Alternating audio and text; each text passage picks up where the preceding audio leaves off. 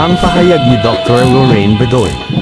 Pero dahil gahaman sa kapangyarihan at gahaman sa pera, si Bongbong Marcos, nakipagkuntsabahan siya sa CPP, NPA, NDF na walang idinulot sa Pilipinas kundi hati at kahirapan.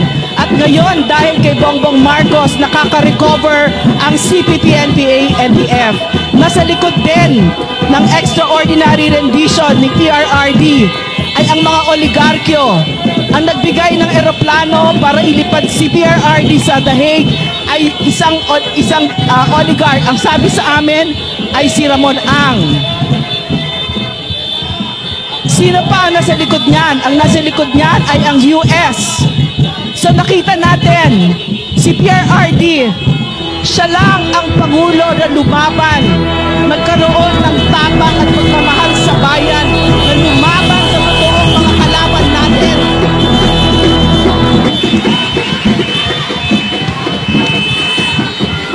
And now, PRRD is paying the price for it.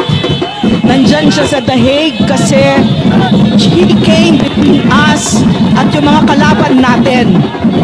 Niyakap tayo ni PRRD and for the first time nakita natin kung sino yung mga kalaban natin. Kung kilala ko si PRRD at binigyan niya ako ng pribilehiyo na nakita ko ang kanyang puso, alam ko na hindi siya nagsisisi kahit konti sa ginawa niya sa Pilipinas. Ang sinabi niya sa akin, bago siya lupad, sabi niya sa akin, Lorraine, hanggang sa kahuli-hulihang hininga ko, ibibigay ko sa Pilipinas. So dapat tayo lahat ganun din. Si PRRD, sandali na lang siya, 80 years old na siya. Tayo naman ang lumaban para sa kanya. Tayo naman ang lumaban para sa Pilipinas. So nagpapasalamat ako sa inyo kasi kayo na nandito sa Japan. Napakagaganda ng mga buhay niyo. Napakagandang bansa. Very beautiful country. Okay. Very beautiful country. Pero hindi niyo nakakalimutan ang Pilipinas. At mahal niyo pa rin ang Pilipino. At nakikiisa kayo sa ating Vice President na ngayon ay sinusubukan tanggalin ni Bongbong Marcos at nila Martin Romualdez at si Lisa Marcos na pinakapangit na yata na First Lady na nakita natin. Napakaswerte naman talaga natin, no? Talaga. Drug addict na, magnanakaw na, sinungaling pa. Wala ka nang hahanapin eh. Kahit yung asawa, ganun din, di ba? Napakamalas. Pero ano itinuturo niyan sa atin? Ang itinuturo niyan sa atin ay ang mga itinuro ni President Rodrigo Roa Duterte sa atin.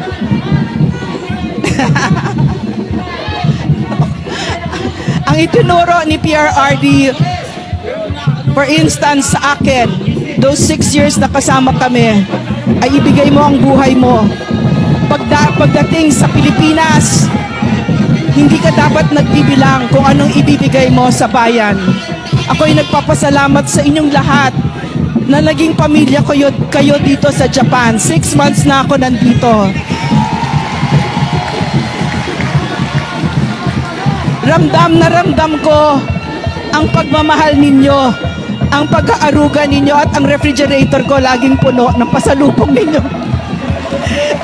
Okay, so maraming salamat na niyayakap ninyo hindi lang si PRRD kundi pati ang ating Vice President kasi siya ang namemeligro ngayon.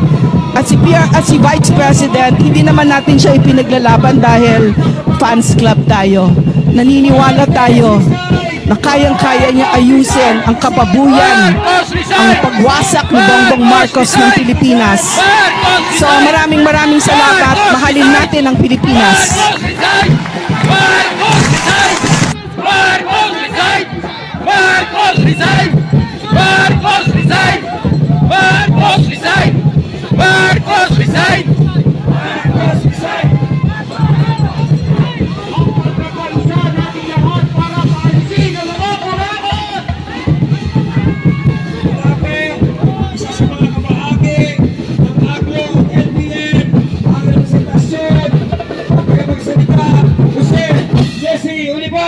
po natin. Palakpakan natin mga kaibigan.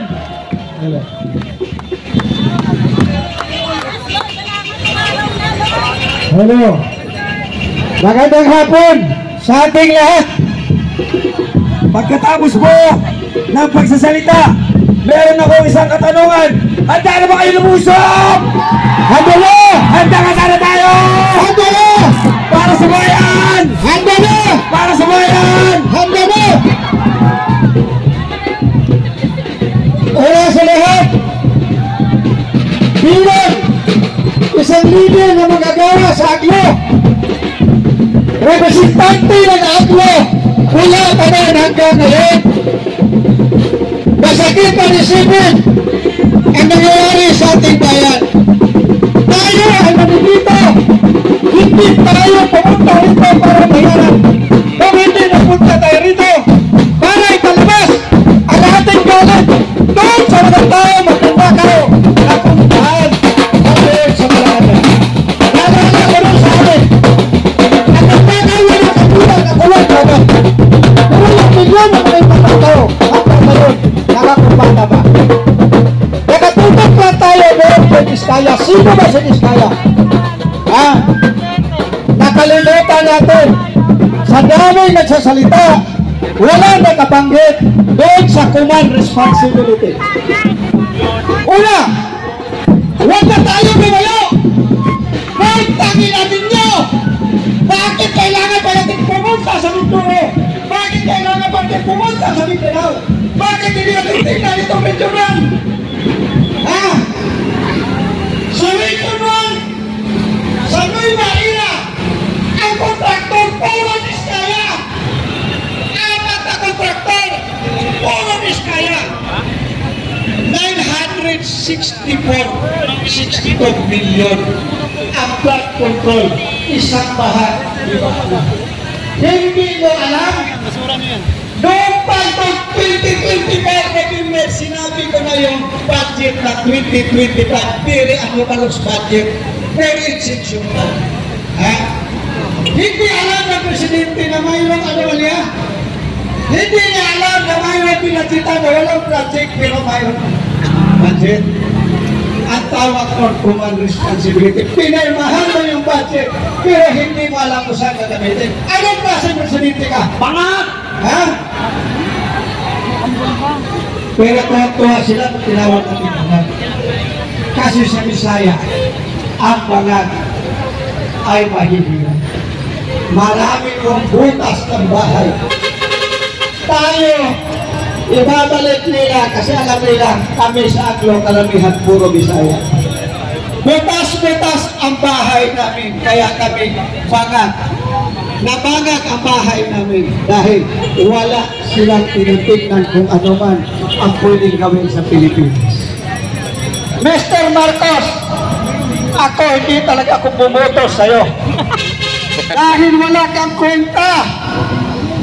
Lahat ng kabinete mo ngayon, tingnan ng maigi.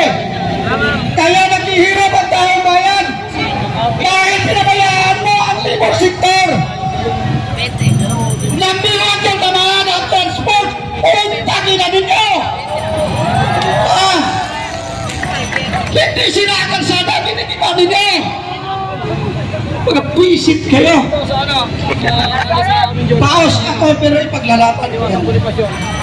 Bilang chairman ng Transport Alliance sa mga driver sa konduktor, patay man kung patay, lalaban natin ito. 1986, kasama rin ang Aglo sa nagpababa sa katay mo. Sabi ko noon, 2022, pag hindi ka umayos, kalat ka rin ka namin pababa. Ang dugong Muslim hindi umatras sa labanan. Wala ka din. Itong inyo na dito sa harapan, dugo rin Muslim ito.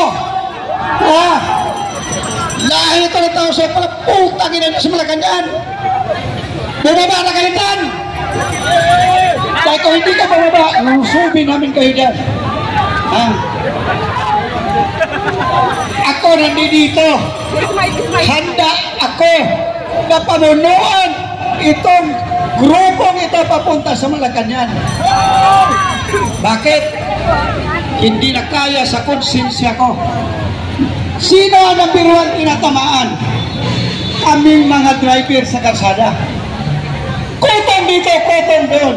Kurakot dito, kurakot doon. Wala nang nangyayari.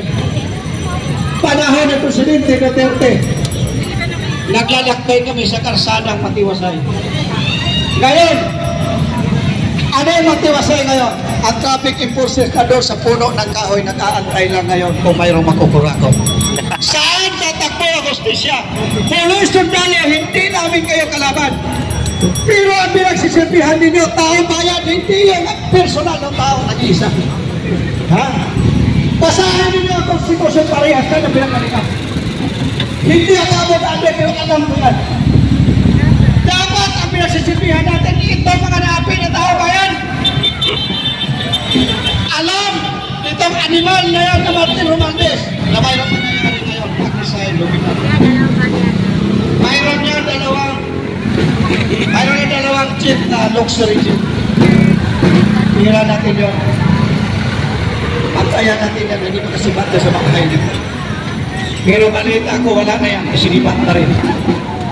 Dahil tayo ay mabagal, hindi tayo nagkakaisa. Kayo na! Maganda din dito! Nakahanda na ba tayo magkipag-isa? Ha? Hindi tayo natatakot para may barikada dahil hindi tayo magkipag-away sa kanila.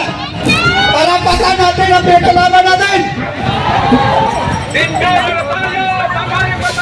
Hindi na po hindi ang nangyayari ngayon. Sasabihin,